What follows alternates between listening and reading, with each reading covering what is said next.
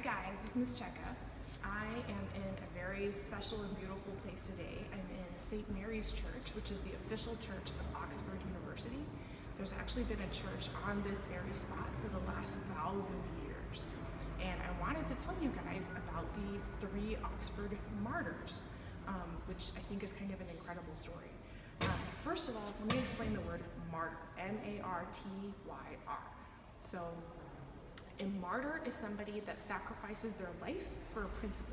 And that principle can be a religious principle, it can be a political one, it could be also for a person or a group of people. In modern times, we use it to mean that, like actual death for a principle, but we also use it casually and colloquially. So maybe your mom might give you a hard time and say, "Hi, Mija, you go on with your friends and go to the mall. I'll clean the whole house." And you might say, "Mom, don't be such a martyr," right? We use it in that way too. So in this case, we're talking about the first meaning, which is actual physical death. All right. So put yourself in the 1500s, and when you're looking at a space like this, it's not hard to imagine it, right? Like in the space where I'm standing, they still have graffiti by the choir kids carved in here from like the 1500s. So during the 1500s in England, King Henry VIII took his entire country, who were Catholic, took his country, switched the entire country to a different religion within Christianity, which was called Protestantism. And he did it because he wanted to divorce his wife and marry his girlfriend. And when I say it like that, it sounds like it was, blip, I'm the king, it happened, done. Now everybody's a Protestant. But for people who were alive during that time, that was actually a really tumultuous time. People got caught up in the crossfire and some people died over it. Because the differences between the way that Catholics practiced Christianity and the way that Protestants practice Christianity, to us might seem like not that different, and back then it was a crucial, I could never possibly worship or think like that sort of difference, right? So there were these 3 men in particular, Thomas Cranmer, Nicholas Ridley, and Hugh Latimer, right? And they were Protestants. This was before the king had made a big announcement. So all of England is still officially Catholic. Oxford University, Catholic, whole country. And these 3 guys just could not agree on some Catholic practices. Here's an example. One was transubstantiation.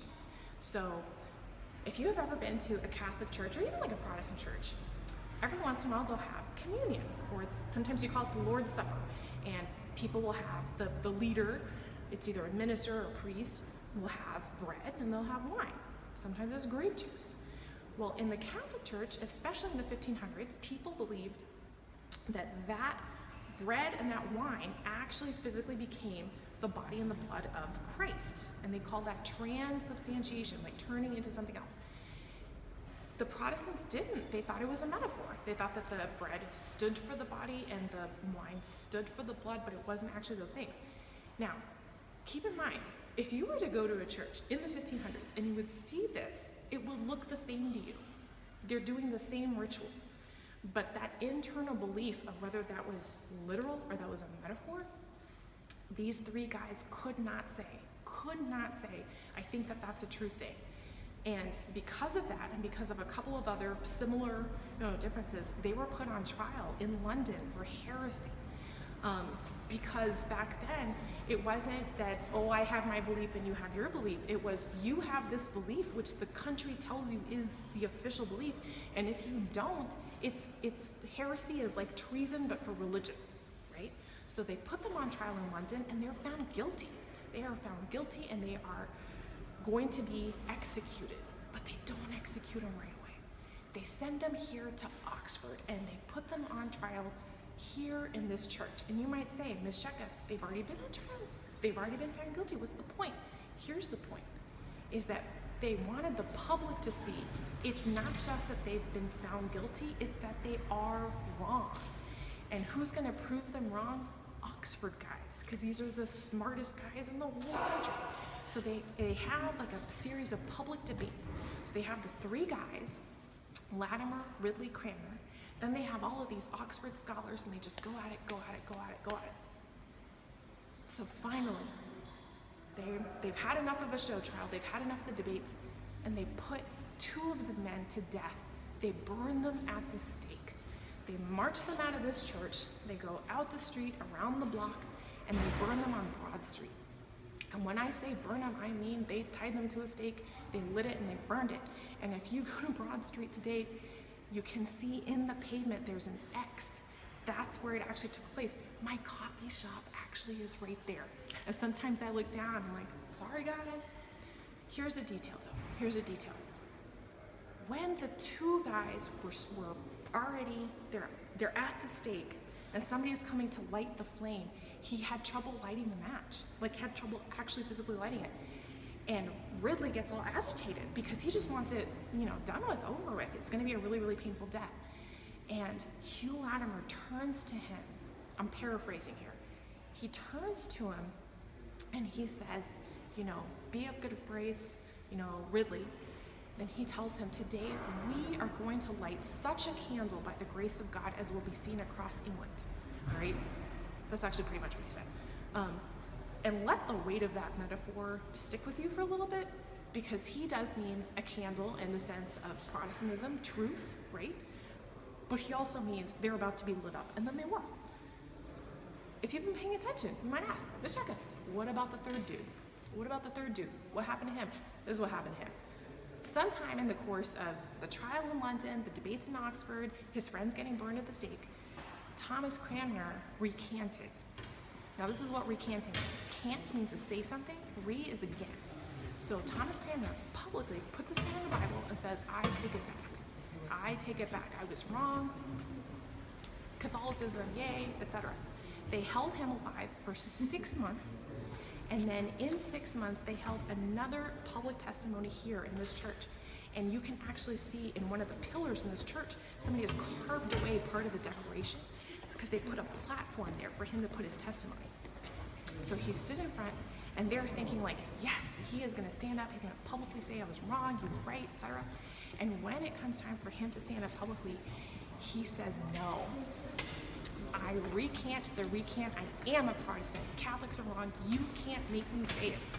And of course they're like, there's no take backsies, you can't just recant the recant. So they burn him, right? So there's the 3 Oxford Martyrs. That's what they died for, that's what they are. I'm gonna leave you with the following thoughts. Number 1, fun fact, if you go to a museum and you see a painting, old painting, serious looking person, and that person is holding a palm, that means that they were a martyr, all right? So next time we go to a museum, it's gonna surprise you. There are a lot of palms. There are a lot of palms. People really, really connected with that, think that that's important even today. Second thought, that's a really dangerous thing. If we romanticize it and we think like, wow, those guys must have been heroes, it means that we are elevating and we're making more important the thing that they died for.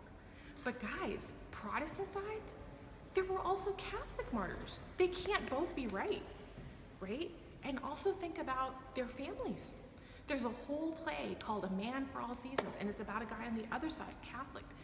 And his family just wanted him to sign the thing and go home. It's not a comfort to them that he died for a cause. So it's a dangerous sort of thing. Dying for something does not make it right, it doesn't make it wrong. Last thought, and this is just a connection. You read Hunger Games? Because if you've read Hunger Games, that idea is in there a lot, right? By the time you get to the end of the trilogy, the leadership of the rebellion against the Capitol, they reach a point in which they kind of think that Katniss Everdeen should just get killed because she'd be more valuable to them as a symbol against the Capitol than as Katniss Everdeen herself. And there you have another reason why martyrdom is such a dangerous, dangerous idea. It makes a symbol or an idea more important than the actual person, right? So I will tell you as my own self, I think like, yeah, Cranmer, geez, recant, they can't make you say it. Hugh Latimer, that's the way to go out, right? You're gonna light that thing, I'm gonna be a candle, I'm gonna burn it out. And at the same time, like, you guys, I would probably just sign and live, I don't know. So that's Miss Checka.